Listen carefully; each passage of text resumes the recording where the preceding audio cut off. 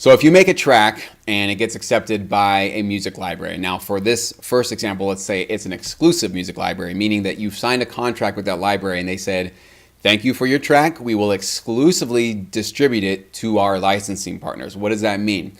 That means you as the producer cannot republish that track anywhere.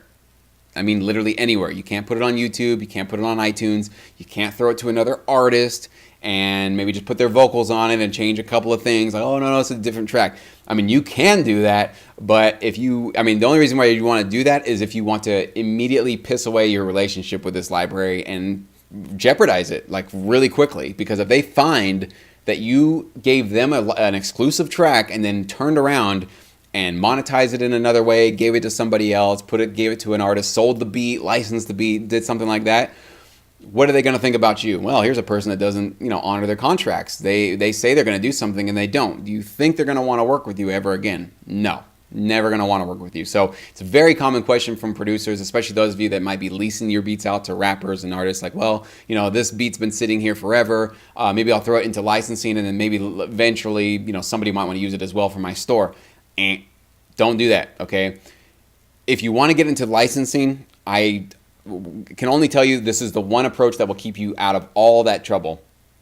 Just create music dedicated for music licensing, okay? Create a brand new catalog, a brand new library. If you're selling beats, if you're leasing beats out, if you're doing something else, if you're trying to build up your brand as a producer, as a band or an artist, keep that separate. Just keep these worlds completely separate because most libraries these days are exclusive, right? They're going to want that exclusivity. And if part of your brand and your image depends on you having all this music out there for the public to consume, you're obviously going to have a little bit of a conflict there. So that's why I recommend you follow a new path and you, at least on the side of your artist career, leasing beats, whatever you're doing over here, this is a new thing. That means it needs to have new music that has not been spoken for, that has not been exposed to anybody before.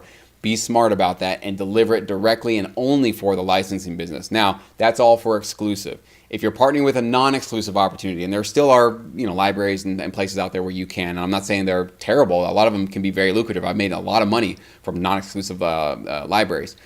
If it's non-exclusive, obviously check the details of your contract, but most of the time that's going to mean thank you. We'll take those. You can do whatever else you want to do with them. You can resell them. You can give them to another non-exclusive library, right? You can't go around and turn it to an exclusive library because then what are you doing?